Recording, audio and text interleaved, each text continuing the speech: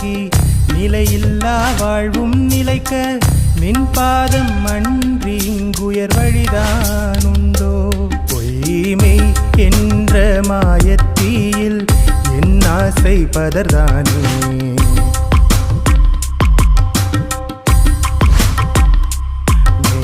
நீ என்ற ஞானம் தந்து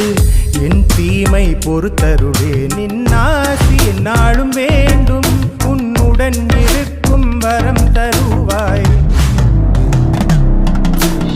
ஆடக மதுரை அரசே போற்றி